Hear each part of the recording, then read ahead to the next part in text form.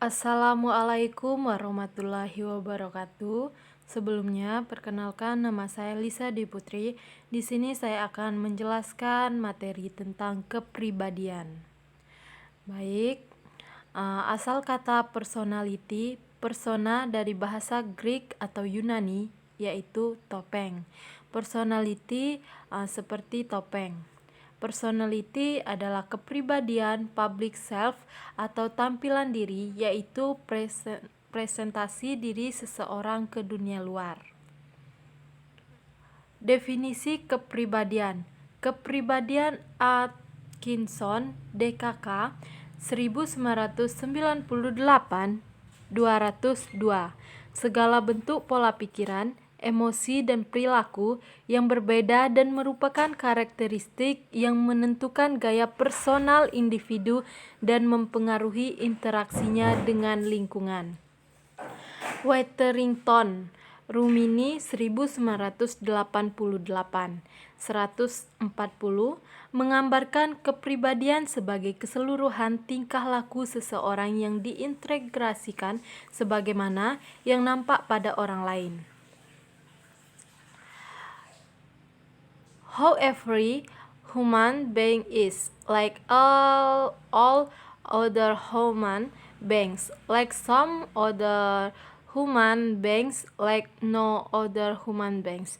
Watak dan pribadi seseorang dalam manifestasi sehari-hari tidak perlu menggambarkan diri apa adanya, menggunakan tutup muka.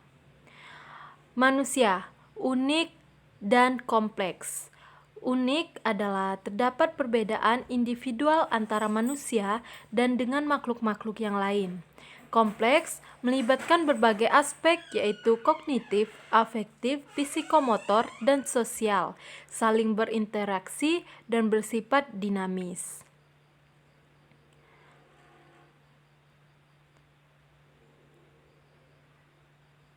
Kepribadian berkaitan dengan adanya perbedaan karakteristik yang paling dalam pada diri, inner physiological karakteristik manusia.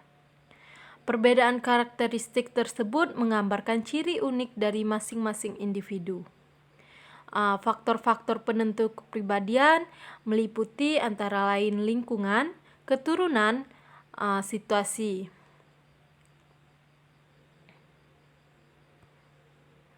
Baik, di sini ada karakteristik kepribadian. Kepribadian menggambarkan perbedaan individu. Sikap manusia dapat dianggap sebagai suatu kepribadian yang berbeda jika sifat tersebut menyebabkan ia berperilaku berbeda dengan orang lain. Di sini ada contoh gambar anak kecil. Kepribadian menunjukkan konsistensi dan berlangsung lama. Karakteristik individu terbentuk sejak kecil sehingga sulit untuk dirubah ketika karakteristik ini telah melekat kuat, perilaku konsisten sepanjang waktu. Di sini ada contoh gambar seorang pria yang menyukai peliharaan burung. Yang ketiga ada kepribadian dapat berubah. Kepribadian bersifat permanen dan konsisten, namun bukan berarti bisa berubah. Situasi yang mengubah seseorang mengubah pribadiannya. Di sini juga ada contoh tahap-tahap kepribadiannya dapat berubah.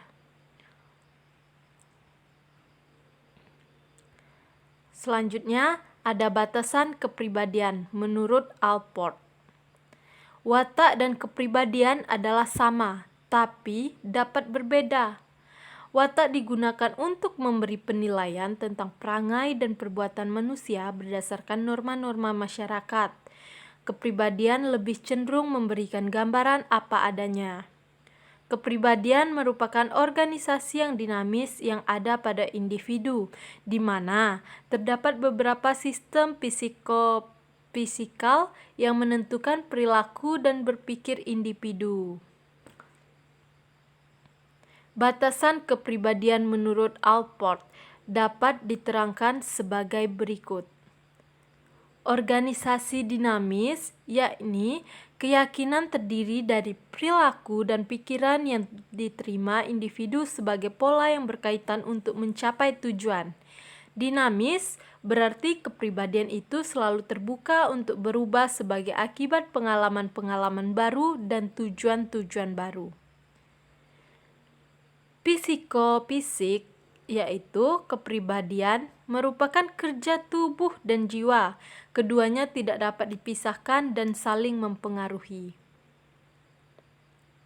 Menentukan atau determine. Kepribadian memainkan peranan aktif dalam tingkah laku individu. Karakteristik dalam berperilaku dan berpikir. Setiap individu memiliki pola berperilaku dan berpikir yang khas sebagai karakteristiknya dalam menghadapi lingkungan. Sehingga kepribadian juga memiliki fungsi adaptasi.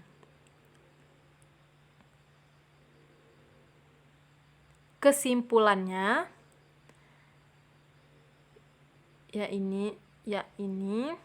kepribadian memiliki keunikan atau kekhasan yang berbeda antara individu satu dengan yang lain.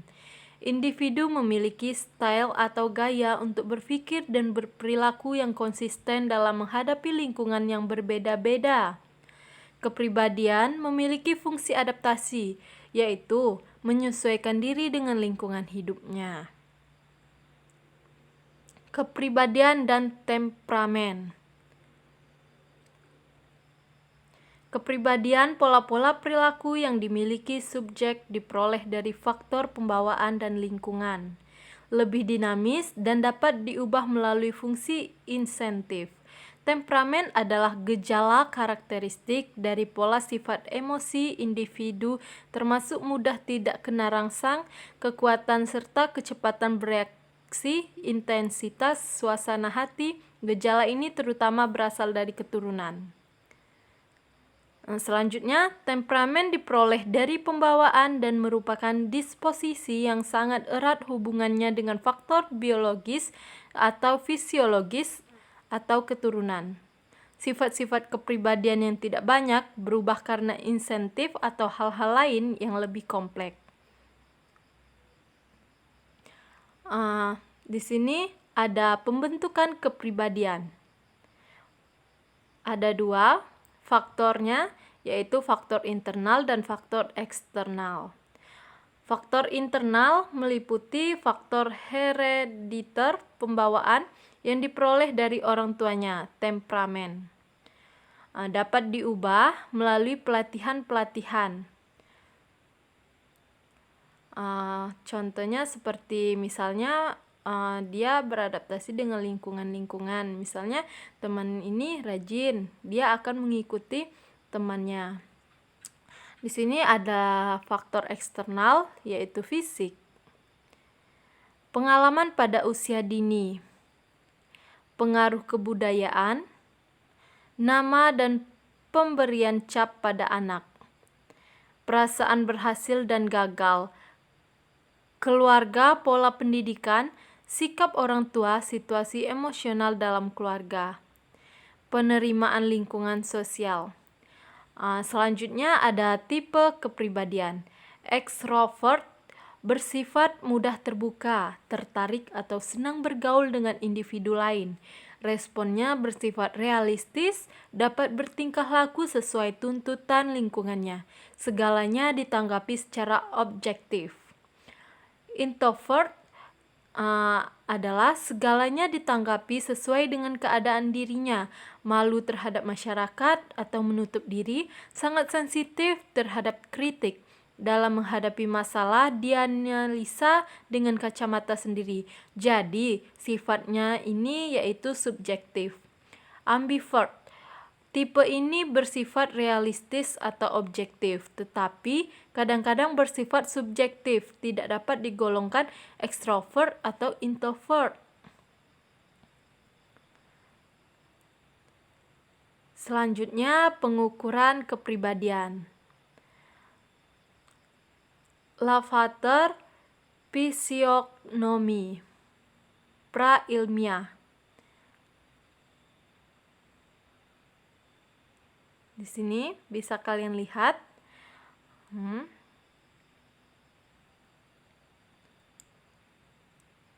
Lavater, pra-ilmiah, semi-ilmiah, Hippocrates, cara-cara ilmiah. Bisa kalian lihat di sini. Dan selanjutnya ada tentang penilaian kepribadian yang bersifat pra-ilmiah. Pemahaman tingkah laku berdasarkan keyakinan dan kepercayaan yang muncul dari pengalaman yang dialami. Suryabrata 2002, yaitu chirologi atau gurat tangan, astrologi ilmu perbintangan, grafologi ilmu tentang tulisan tangan, fisiognomi atau ilmu tentang wajah, phrenologi ilmu tentang tengkorak, onikologi ilmu tentang kuku. Baik, di sini chirologi, dasar pemikiran gurat-gurat tangan pada diri tiap orang berbeda-beda asumsinya berkaitan dengan sifat orang tersebut. Usaha ini tergolong masih sangat dangkal karena hanya memperhatikan satu aspek saja, yaitu melalui guratan tangan, menuntun kejelian tinggi dan menyeluruh terhadap semua bagian gurat tangan. Yang kedua ada astrologi atau ilmu perbintangan. Melihat kecenderungan tingkah laku manusia berdasarkan posisi manusia terhadap benda-benda kosmis atau angkasa pada saat dilahirkan. Dasar pemikiran, manusia senantiasa berada di bawah pengaruh kosmis pada waktu seseorang dilahirkan, maka posisinya terhadap benda kosmis tertentu di angkasa menentukan sifat-sifat khas yang dimiliki sepanjang hidupnya. Di sini bisa kalian lihat contohnya.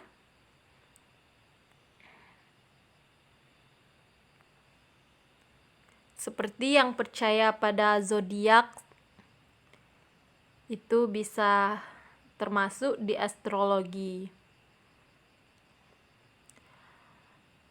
Tanda tangan kepribadian Anda. Nah, di sini bisa kalian lihat ya contoh gambarnya. Yang ketiga ada grafologi atau ilmu tentang tulisan tangan. Segala gerak tingkah laku manusia merupakan ekspresi dari kehidupan jiwanya. Asumsi, tulisan tangan seseorang merupakan gambaran kecenderungan tingkah lakunya. Selanjutnya ada nomor 4, fisiognomi atau ilmu tentang wajah. Wajah dapat menginterpretasikan apa yang terkandung dalam jiwanya. Buku Johann Caspar Lavater 1741 sampai 1801. Keadaan dahi dan kening kecerdasan, hidung dan pipi halus atau kasarnya perasaan, mulut dan dagu nafsu makan dan nafsu minum, mata seluruh keadaan jiwa. Di sini bisa kalian lihat contohnya muka orang ada yang berbeda-beda. Di sini kita bisa melihat bentuk wajah seseorang.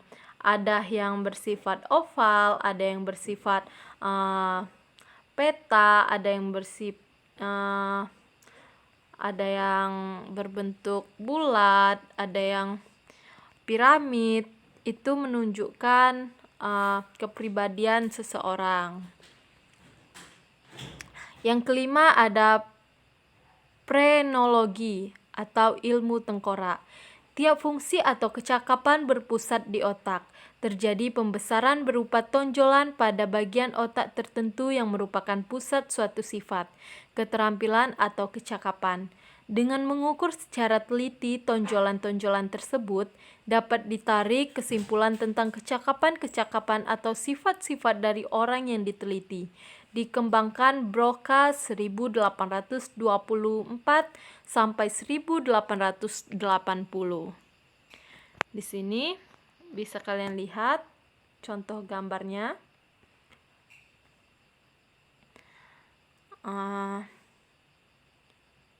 Baik, yang keenam ada onikologi atau ilmu kuku. Kepribadian seseorang berdasarkan keadaan kuku-kukunya. Kuku di ujung jari mempunyai hubungan erat dengan susunan syaraf yang memiliki cabang terhalus di ujung pucuk jari. Warna serta bentuk kuku dapat menjadi landasan mengenal kepribadian seseorang. Onikologi dikembangkan oleh sekelompok ahli dari Prancis antara lain Henri Bouquet, Cartan, Pierre Giram, dan Henry Mangin. B. Penilaian kepribadian semi-ilmiah. Tipologi suatu cara menggolong-golongkan sejumlah orang yang dipandang memiliki tipe yang hampir bersamaan. Asumsi manusia merupakan kesatuan psikofisis, jasmani dan rohani saling mempengaruhi. Jasmani atau fisik, seseorang menentukan karakter atau kecenderungan tingkah laku seseorang yang sebaliknya.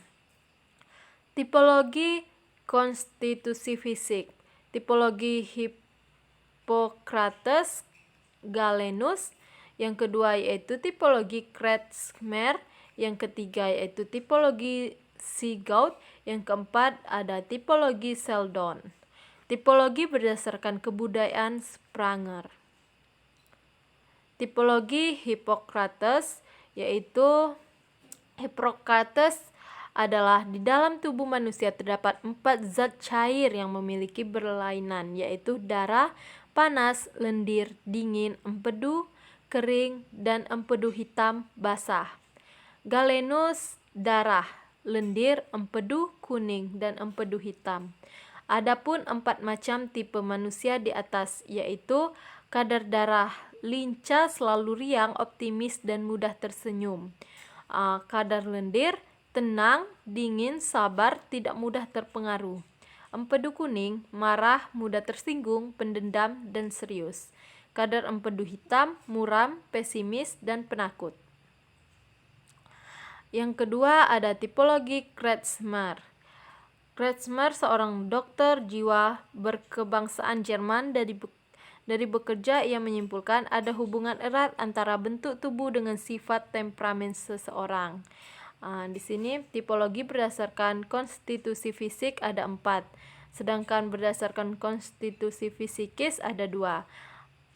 Antaranya yaitu tipe Pygmies, tipe Asthenis atau Leptosom, tipe Atlantis, tipe Dysplatis.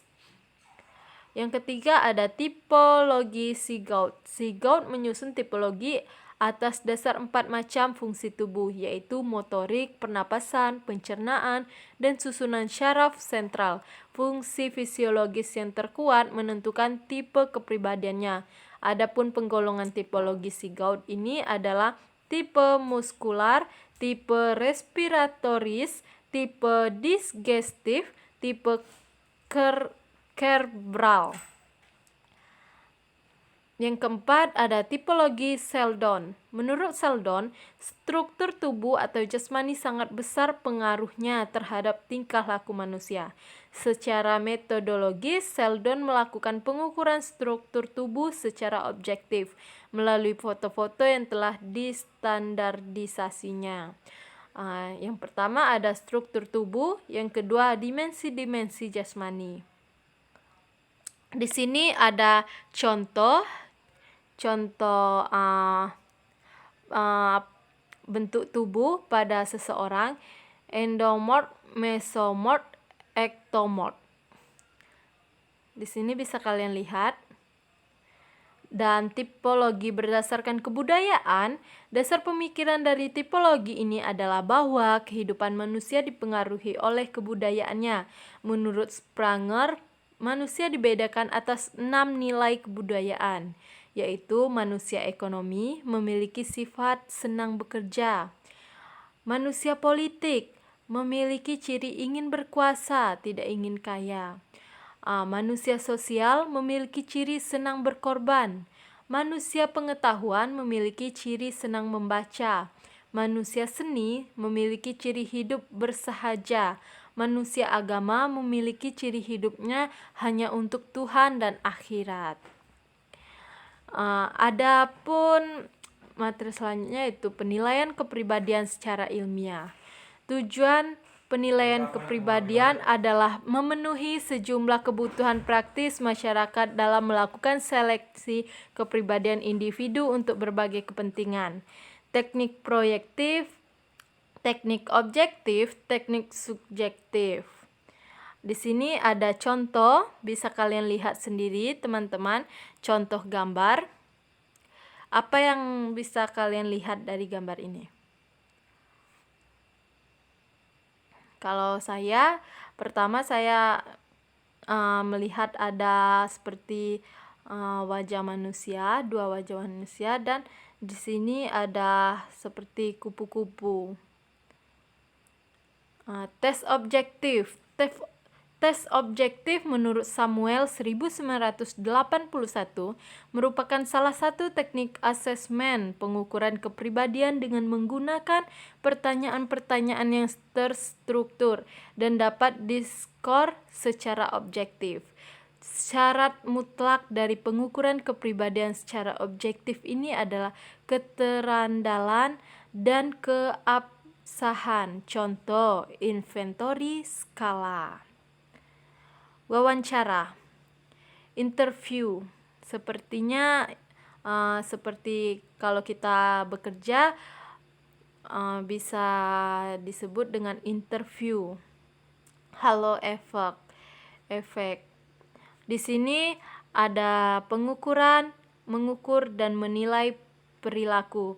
Observasi langsung, mengukur dan menilai perilaku klien kesehariannya baik di suatu klinis maupun alami. Checklist, mengukur dan menilai perilaku klien melalui cek dan angka. Menghitung frekuensi, durasi, intensitas perilaku. Di sini ada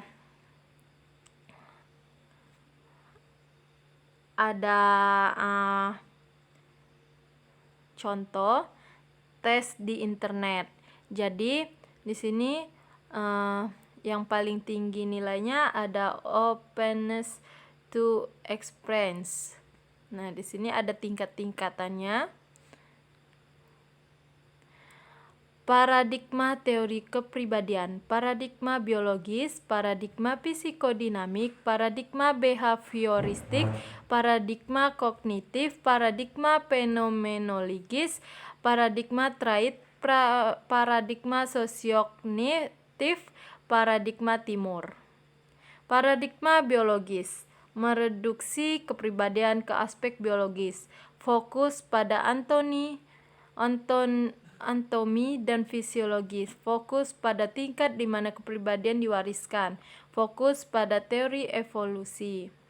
Paradigma psikodinamika, teori dinamika psikologis, ketidaksadaran, represi, dan mekanisme pertahanan diri. Freud, psikoanalisis.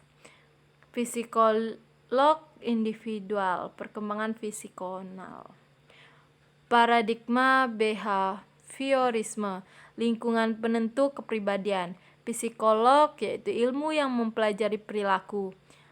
Bisa kalian lihat di sini ada tokoh-tokohnya. Ada Bapak Pavlov, Skinner, dan Watson. Paradigma kognitif, individu mampu berpikir dan apa yang terjadi tidak menjadi masalah karena tergantung interpretasi atau pikiran apa yang terjadi pada kita dan menentukan apa yang dirasakan. Di sini ada contoh tokohnya. Paradigma fenomenologis, eksistensial dan humanistik. Yang pertama, pendekatan fenomenologis ada dua model. Humanistik yaitu kebaikan potensi manusia untuk tubuh. Eksistensial, kebebasan ketakberartian, isolasi dan kematian. Tokohnya yaitu Viktor Frankl, Erich Fromm, Rollo Mayfried. Tokoh humanistik yaitu Roger Maslow, teori aktualisasi diri, person contact terapi. Ada Abraham Maslow. Tokoh eksistensial dan teknik Gestalt. Bisa kalian lihat di sini gambarnya. Dan paradigma trait dan faktor. Fokus pada perbedaan individual baik pada konsep dan pengukurannya. Mencoba menentukan karakteristik trait pada individual tokoh Eisen, Kettle, Alport. Paradigma sosiokognitif menekankan peran lingkungan sosial. Tokohnya yaitu Bandura, teori belajar sosial, dan Julian Rotter, sosial kognitif. Paradigma budaya timur, harmoni individu dalam hubungan dengan masyarakat, alam, dan Tuhan. Lebih ke dalam, menerima dan menahan diri. Nilai-nilai yang muncul yaitu kebaikan hati, tidak suka turut campur, melupakan diri, turut merasakan, menarik diri, moderat, sabar, pasrah, damai, batin. Konfusius, Taoisme, Budaisme, Islam, Sufisme. Di sini ada agama-agama.